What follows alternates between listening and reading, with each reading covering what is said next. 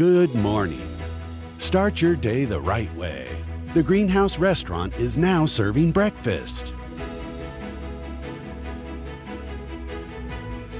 Come and enjoy the refreshing and relaxing morning from our famous terrace. Serving the best omelet, fresh juice, hot coffee, and more. Try our new breakfast menu at the Greenhouse every morning from 7 to 11. Visit the Greenhouse Restaurant to give you the best service you deserve.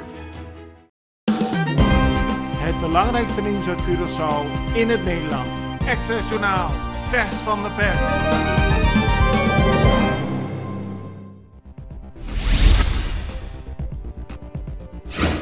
De Curaçaose toerismesector is zwaar teleurgesteld over de versoepelingen van de coronamaatregelen die afgelopen maandag bekend werden gemaakt.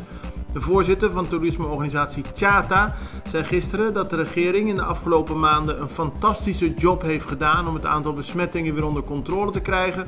Maar nu het onder controle is, had hij verwacht dat het ook voor toeristen aantrekkelijker gemaakt zou worden om weer naar Curaçao te komen. Hij noemt het onbegrijpelijk dat dat niet is gebeurd. Zo hekelt Slier het feit dat mensen nog steeds alleen 's ochtends vroeg naar het strand mogen en de kentekenregeling, de Plaatje Dia, nog steeds geldt. Vertegenwoordigers van verschillende sectoren in de privésector hebben gisteren overlegd met een delegatie van de nieuwe MFK-PNP-coalitie. De werkgevers, vertegenwoordigd in de Grupo G5, benadrukken dat ze zich zorgen maken over hun economie en dat ze gehoord willen worden. Voor de verkiezingen spraken ze al met alle deelnemende partijen. Nu is overlegd over het regeerakkoord van de beoogde nieuwe coalitie. Volgens Dien Rozier namens de werkgevers was het een goed gesprek. Ook Charles Cooper namens de MFK zei tevreden terug te kijken op een productieve ontmoeting.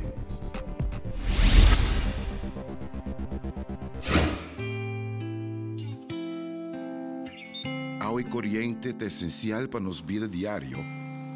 E pensei em Aqualectra, ta honra de por servir e de contribuir no bem-estar duradouro de nossa comunidade. Nós que chamamos danke para cumprir carga sempre conosco. E que outra maneira para mostrar nossa gratitude, oferecendo uma compensação.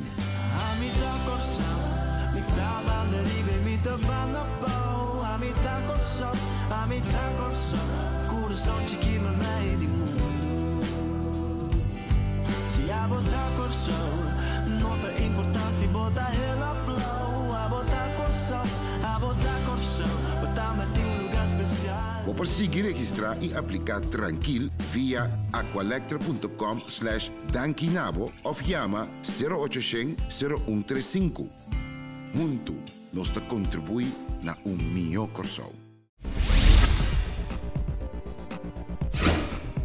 Demissionair minister-president Eugène Ruggenaat gaf gisteren een interview aan de Extra. Hij keek terug op de afgelopen 4 jaar. Volgens Ruggenaat had hij meer willen doen om te zorgen dat de economie verder ging groeien, meer willen doen voor werkgelegenheid en meer willen doen om de armoede te bestrijden. Maar er was nauwelijks geld in de afgelopen 4 jaar. We hebben crisis na crisis gehad, onder meer met de coronacrisis, maar ook met de raffinaderij die plat kwam te liggen. En daardoor hebben we niet alles kunnen doen wat we eigenlijk hadden gewild.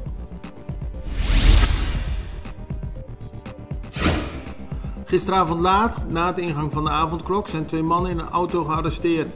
Een VKC-patrouille hield de wagen aan in de wijk Santa Maria, maar de mannen weigerden te stoppen en reden weg. Daarop volgde een achtervolging die eindigde in de Diamantweg. Daar werden 2 mannen gecontroleerd. Ze hadden geen vergunning om op straat te zijn op die tijdstip en daarom zijn ze gearresteerd. Welcome to Bocas Restaurant.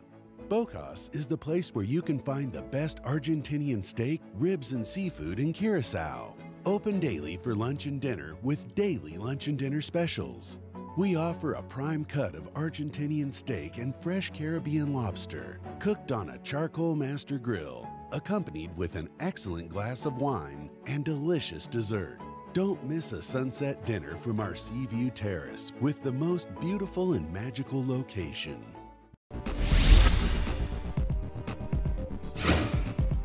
Op Curaçao liggen momenteel 39 coronapatiënten in het CMC en dat zijn er 2 minder dan een dag eerder. 24 ervan zijn opgenomen op de intensive care.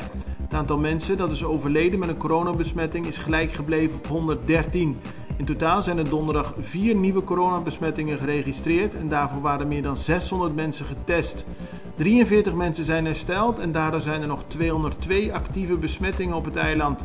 Daarnaast is gisteren bekendgemaakt dat meer dan 75.000 mensen op Curaçao zich hebben laten vaccineren. Meer dan 30.000 heeft al 2 vaccinaties achter de rug.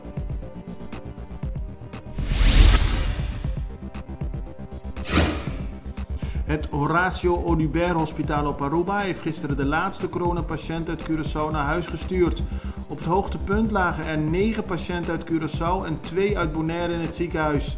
De eerste patiënten van de andere eilanden kwamen aan op 3 april op Aruba. De patiënten van de andere eilanden lagen allemaal op de intensive care. Maar nu is dus iedereen naar huis en het hospitaal op Aruba kijkt tevreden terug over de hulp die ze hebben kunnen bieden. Curaçao en Nederland zijn tot een akkoord gekomen over de inhoud en de doelen van de tweede uitvoeringsagenda. Dat heeft het ministerie van Algemene Zaken gisteren bekendgemaakt. Volgens minister-president Eugène Ruggenaat is hiermee weer een belangrijke stap gezet in de richting van het doorvoeren van noodzakelijke hervormingen. Het belangrijkste doel van de uitvoeringsagenda is volgens het ministerie het weerbaarder en veerkrachtiger maken van de economie en de gemeenschap. Het belangrijkste nieuws uit Curaçao in het Nederland. Extra Journaal, vers van de pers.